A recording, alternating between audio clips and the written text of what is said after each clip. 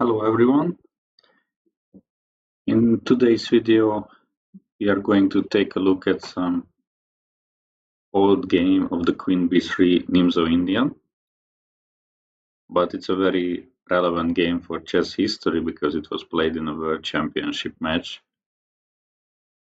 Boguyubov against Alyakhin. So let's see how it went almost 100 years ago. So Queen B3, the Spielman variation of the Nimzo Indian, immediately challenging the bishop, obviously that's the main point, and in case black takes, the queen wants to recapture, so white doesn't want to weaken the structure with b takes on c3, and Alyakhin in this played queen e7. So looks completely normal move. Black is also bringing out the queen and protecting the bishop on b4, keeping this pin, and we'll see in the future how they want to deal with this, whether to take or remove the bishop somewhere. But actually this move is, I believe, already a concession from black. It's not really good. And the point is that white can get the pair of bishops, and in such case black would need something immediate to compensate for it. And you can see the best hit from the lines after, for example, queen c2. This is the most similar line to queen b3 because these are the two queen moves which are protecting the knight on c3. So let's say black castles in this situation, a3, bishop takes, queen takes, and here there are many different lines for black, but definitely the move of queen e7 doesn't make any sense in such position because it's just extremely slow and gives the long-term advantage with the two bishops for white. So one sharp variation is, for example, d5. It's possible black can immediately jump with the knight to e4 followed by f5 or d5. It's another way to play. b6, of course, is a big main line to quickly develop and put pressure on the long diagonal, but definitely not, some, so to say, neutral move with queen to e7 is what black wants. So, if we compare these things, then okay, we can understand that this queen e7 is not really good. Strangely enough, though, when I prepared for this video, I also saw a game from Karpov, 1993. So of course it's not, it's not a fresh game, but also not 100 years ago. Karpov was world champion before and so on, and he also went for this queen e7, and he also lost actually to Larry Christiansen in Vaikanze tournament. Okay, so here a3, white obviously wants to get the pair of bishops. Black takes, there is not really another way. Of course, the bishop can go to a5, but then, for example, white just goes queen c2 with the threat of trapping the bishop. So eventually, most likely, black is taking on c3. So takes back with the queen, and black went b6.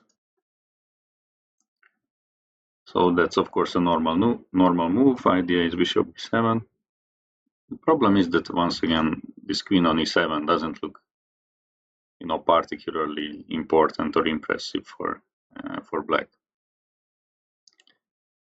So now Bogolyubov played f3, which is very logical, already anticipating the bishop in this diagonal, and white also wants to push for e4, but in the course we recommend a different move, which I believe is better. That is queen to g3, immediately putting some pressure on g7 and on c7. It's quite unpleasant for black. So that's what we recommend. But f3 is also possible, but then things are not so easy because now d5, and now you can see that this way, especially if the trade happens on d5, So like C, sorry.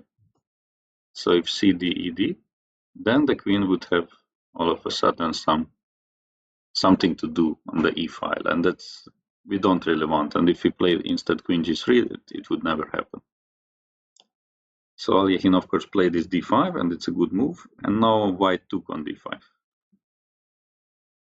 I would say it would be still better to play something like Bishop G5 and then try to finish development with E3. So just not to give this queen any meaningful task. But okay, CD is also possible. And here Black took with knight D5, which is of course a very committing move, because they are not taking back with the pawn, to have some control over the squares, but instead with the knight, which can be easily kicked out with the pawn.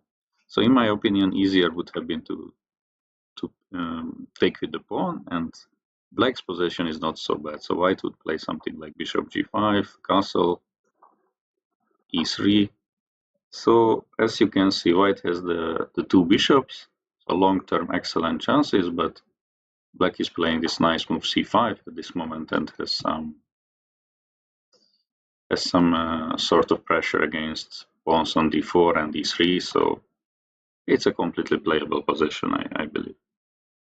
So instead, knight takes D5 was played. I mean, it has a very concrete idea. So obviously it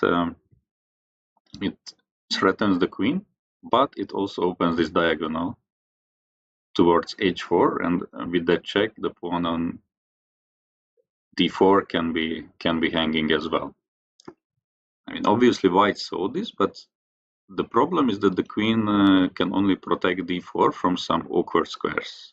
So for example, queen D2, it's not really where you want to put the queen, right in front of the bishop. So that's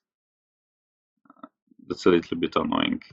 You can put it to C4. Again, not really what you want, because bishop is coming to A6 with the tempo. Same goes to queen D3. So White decided to play queen C2, which is an extremely interesting move. Like, this is the best square for the queen for sure, but okay, there is the problem of queen H4. If Black is doing nothing, let's say just castles, then E4 is coming and White is much better. We have the center, we can play bishop E3, we can play rook C1, just develop, and okay, center plus bishop pair is just a great advantage. So Alyahin obviously went queen H4 check, now G3, and queen takes D4. So he decided to take this pawn, which was correct, and now E4. So this was White's idea. Now if the knight moves, I mean, it will have to move. I mean, he takes D5 is a huge threat, then the C7 pawn will be a target. And there is a very nice and long variation which both players saw, most likely, because otherwise this whole line doesn't make too much sense. And okay, this is obviously with knight E3. So now we don't have obviously time to take on C7 because moves like queen D1 are coming. So it's not a possibility, but the problem for Black, strangely enough, is this knight on E3. So the move is queen D3, attacking the queen and the knight. So Black must take bishop D3, and now the knight on E3 is trapped basically. So okay, it can give one more check on G2, but then king F2 is trapping it. So Black needs to do something else, and that is bishop A6. So challenging this bishop and also helping the knight to get out. So White doesn't have a big choice, must take. Of course, Black cannot take back, the knight is hanging, so knight gives check on C2. King D1, knight takes A1. So for now, Black is up on exchange, but unfortunately for them, there is bishop B7, taking the rook on A8. So now goes king D7. The line is not over, because after bishop takes A8, knight to A6, all of a sudden this bishop is trapped as well. So it can go to B7, but after knight to C5, there are no more squares this for this bishop. But now white plays b4, forces knight takes on b7, bishop b2, attacking the knight, and after knight b3, king c2, the knight is one more time trapped. So basically, both on e3 and b3, the knight is trapped in this line, and eventually white wins. So it's a pretty nice and tricky variation, which both players had to see. Okay, so knight e3 is not working. Knight f6 would be a very sad move because the knight is completely restricted by these two pawns, so it cannot really go anywhere. And okay, white can immediately take back on c7 if he wants, but bishop f4 with rook d1 next is also great. So yeah, it's just not good. So black went knight e7, which is correct, and now bishop f4. Once again, not taking immediately, but rather eyeing this threat of rook d1 and to gain more time on the queen and use the advantage of the development with some extra tempi. And this is a very tricky position for black, and that's why previously I said that it would be probably better to take back with the pawn on d5, because now it's very hard to navigate this position. There are different type of moves, but only one good way for black, which is humanly not so easy to find, I would say, and Alyakin also did not find. So let's start with the most obvious. So if black plays c5, it's losing immediately to a kind of unexpected tactical idea. So white just goes rook d1, queen has to go back, only square is f6, and now bishop takes b8 is winning the game because the king is still in the center. So after rook takes on b8, white can choose bishop b5 or queen a4, check, and okay, let's say I give this check, and if the king were to move, then rook d8 is just mate. So obviously black has to give up some piece, but that's already not serious. So yeah, so this c5 is losing on the spot. Black could also try to castle here, saying that okay, c7 is not so important. I get also my development, but once again, white is playing rook d1. Queen c5 leads to a pretty sad endgame. So takes, bishop c7. White has the pair of bishops, and black has the weakness is still on the queen side. So queen f6 is played, but now e5 is very unpleasant. So queen g6, bishop d3. So again, gaining more time on the queen. So now f5 not good because we just take, and h7 is hanging with the check. Same goes to knight f5, which is even worse because g4 winning the knight and winning a piece. So basically black has to go queen h5, but then h4 is coming with unpleasant idea of g4 and trapping this queen. So also very difficult position. So castle also not that great. Alyakin played bishop d7 with the idea to meet rook d1 with queen a4. Also led to a nice advantage for white. And the good defense would have been to play knight b to c6. So basically developing a piece and sometimes creating some knight d4 counter threat once the queen is gone from d4. So here white plays rook d1, queen f6, and I believe what made it not so appealing for Alyahin is that white has two very interesting choices at this moment. One is bishop to b5, other one is e5, and to be ready for both of these two, and both look a little, like little bit risky to say the least. So it's not so easy practically to go for such thing. I mean, bishop b5, for example, just pinning the knight with a tempo. So e5, if you want to protect like this, is losing simply to bishop takes on e5, because after queen e5, bishop c6, and more material is lost for black. The game is immediately over.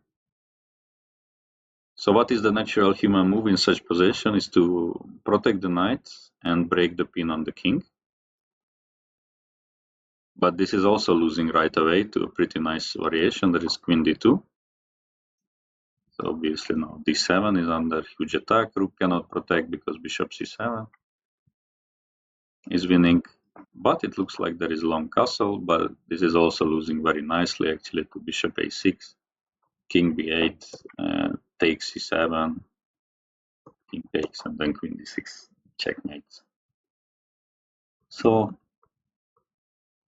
basically the move should be bishop b7, but it's a little bit, tough to make because it's not breaking the pin. White has an extra move and it looks dangerous even if you castle, maybe rook d7 is coming and so on, but actually computer doesn't find anything serious here for white and just says that white can take back the pawn and queen c3 and the position is more or less equal. So in the end game, black shouldn't have too many problems. So it was fine, and also in case of e5, so it's of course important that knight e5 is not possible because queen c7, attack on the knight, and also mate. So black plays queen g6, bishop d3, and queen h5, let's say bishop e4, and again, there are problems on this diagonal. Again, h4 can be an issue with g4 coming, so it's just practically difficult to go for such lines. So Alyahin went for bishop d7, as I said, with the idea of queen a4, but this just leads to a really excellent endgame for white, and very difficult for black to do anything. So rook d1 basically forces queen a4, and now queen takes c7 was played. Black went queen c6, and white just went knight e2. Queen takes c7, bishop c7. So this is kind of a dream endgame which you can get from the Nimzo. I mean, if you can get, it's really a dream because this is the typical pawn structure. I mean, of course, if you would remove the e-pawns, it's even more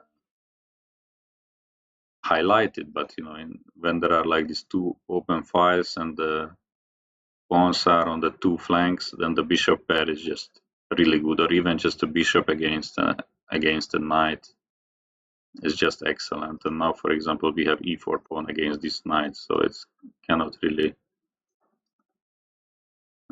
go to any good squares. So basically it's move 16, but I would say that the game was already pretty much decided at this point, which seems like an exaggeration, but as you will see, black didn't have a single chance to come back to the game. So it went knight a6, kicking the bishop, bishop d6, bishop b5, at least trading the bishop pair. So after knight c3, black took on f1, rook takes on f1. But now you can see that this knight is awful, this knight is awful, and black also has issues to solve with the king. Obviously it cannot castle because then the knight would be without protection, so knight c8 was played. I mean, obviously the only thing we should not allow is black to take this nice bishop. As I said, it's two sides of the board, so bishop is really good, bishop f4. So black tried to solve the problem like this, king e7, and now rook f2. Basically with the idea of just bringing the rook to d2 and then to d7. So rook d8. And the trade on d8. Once again, it's not bad for white to trade like this because what remains is on the board is three great pieces against three pretty poor pieces. Especially the knight on a6 is really poor because obviously it's not a great square, but it has to cover c7 in many variations, especially once the knight is on b5, of course. So, it has to cover c7. If the knight on b5, then it means that a6 is not coming, a7 is hanging, so it's really, really like a disaster. So rook d2, king e8, knight to b5. Black is pretty much stuck. Obviously, rook cannot move. Not that it would do anything, but it's hanging. If the knight moves, then knight c7, and if this knight moves, then knight d6 check. So basically, pieces cannot move. So f6, at least to have some space, and now b4. Excellent move once again to restrict the knight, not coming to c5 anytime. Now black went knight e7. And okay, there are many ways to play this position, but I like how Bogoyubov did this thing. So only the king can be improved for white at this moment. And okay, obviously natural move is king e2, but he decided to go like this to put it on b3. And then later, if he wants to push with a4, then the king will be very good. And also, if the rooks are traded, then the king can maybe go into black's possession via c4 and b5. So king d1, knight g6. Again, we are not giving up the bishop. Quite a cheeky move from white, I would say. Bishop c7 offers the trade, but of course it would be a fork, so it's not possible. Black played e5, king c2, knight f8, bishop d6, knight e6. And the typical idea is that when black already has one weak pawn on a7, bad knight on a6, passive rook on a8, that, if the active pieces can open a second front in the possession, then the defender's possession tend to collapse quite quickly. So the correct move is f4, opening the king side, and simply black's pieces are not ready to defend everywhere. So ef, gf, rook c8. I mean, it's a nice check, but after king b3, the pawn has to be guarded, and only the rook can do so. So it goes back, and h4, just gaining more space. Now f5 is a real threat since the knight cannot come to g5 anymore, and black really has nothing active to do. So king f7 was played, f5, and now the knight had to go to d8 because, as I said, we never trade this bishop, but okay, if we win on the spot, then we can. So we just trade, king takes back, and the point is that the rook enters the position, winning material and the game. So knight d8, bishop f4, threat is rook d7, king e7, and the king has to basically defend against the three white pieces. So now rook g2. This is the second front. Pawn is big trouble on g7. So g6 was played. King f8 is not better in this way. White is just opening the way with e5, and after trade on e5, the g7 pawn is falling anyways. So g6. It was also possible to take at this moment, but there are maybe some knight e6, although bishop d6 is winning. So, but I like how Bogoyubov kept everything in cage for black. So he went rook c2. It literally no moves for black. So g takes, e takes, and okay, knight is trying to come into the game, knight f7, but now rook e2. But yeah, basically you can say this position is a zugzwang, like, if king steps in this direction, then the rook enters from that direction. If the king goes here, then the knight can come with a check. Okay, these pieces are obviously still not moving anywhere, and once the knight goes, then the rook is coming to e6 because the knight is not covering it anymore. So winning material and the game, the rest was very simple. So king d7, rook e6, rook g8, taking the first pawn, rook e6, king d7. So now we are up a pawn, we don't mind the trade that much, bishop d6 with the threat of rook e7, knight takes d6, rook d6, second pawn. Actually the king is quite well positioned to protect these pawns. Rook d7, knight c6, knight c7, and after f6, black resigned because now the piece is falling as well. Obviously, rook f7, rook d8 is a mate. And if the rook goes anywhere on the g file, white can just give a check and after king f7 pick up the knight and win the game. So therefore, after f6, Alyakhin resigned. Very one-sided game, especially this queen trade happened and we entered this endgame, and it was super instructive how Boguiva played, not giving any chances. And yeah, just winning a very nice game in one of the earliest games of the Spielman variation, which featured queen e7, which, as I said, not so good. And this game kind of confirmed that evaluation. So thanks a lot for watching, and see you soon for another video.